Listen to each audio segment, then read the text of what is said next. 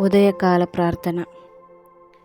మహాపరిశుద్ధుడు మహాగణుడవైన మా ప్రియ పరలోకపు తండ్రి, నీ ఘనమైన నామమునకు వందనములను కృతజ్ఞతాస్తోత్రములను తెలియజేయుచున్నాం.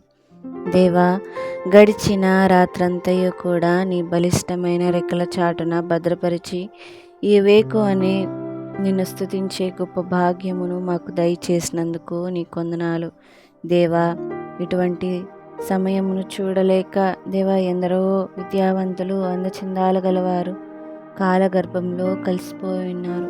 దేవా, ఏ మంచి, ఏ అర్హత, ఏ యోగ్యత లేని మమ్మల్ని తండ్రి దేవా, ఈ రోజును చూసే గొప్ప ధన్యతను మాకు దయచేసినందుకు నీ కొందనాలు. దేవా, నీవిచ్చిన ఈ రోజంతటినీ తండ్రి నీ హస్తాలకు అప్పగిస్తున్నాం. నీవే సంరక్షించండి, నీవే ఆశీర్వాదకరంగా మార్చండి.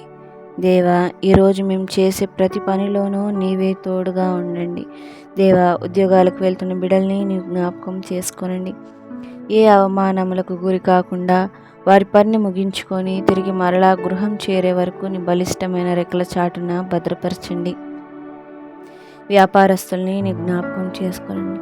వారి వ్యాపారం ఈ రోజంతయు కూడా నూరంతులుగా ఫలించుటకు నీవు సహాయమును దయచేయి. దేవా, ప్రతి ఒక్కరిని నీ జ్ఞాపకం చేసుకోనండి. హాస్పిటల్లో ఉంటున్న వారిని కూడా నీ జ్ఞాపకం చేసుకోనండి. స్వస్థతను దయచే, ఆరోగ్యమును దయచే. దేవా, ఈ ఎండలకు తండ్రి ఎవరికి ఏ హాని జరగకుండా నీవే సంరక్షించండి.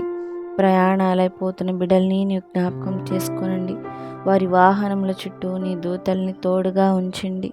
దేవా, నీ యందు విశ్వాసం ఉంచి వారి పాదములకు రాయైనను తగలకుండా నీ దూతలు ఎత్తిపట్టుకొనునంట. వారికి ఏ అపాయము సంభవించకుండా తండ్రి నీ హస్తములలో దాచిపెట్టండి. తండ్రి, నీ హస్తములలో చెక్కి ఉన్న వారిని ఎవరు తండ్రి దొంగిలించువాడు కనుక వారందరినీ కూడా నీవే సంరక్షించి దీవించి ఆశీర్వదించమని ఈ చిన్ని ప్రార్థన నీ పాదాల చెంత చేర్చుకోమని అడుగుచున్నాము తండ్రి. ఆమేన్.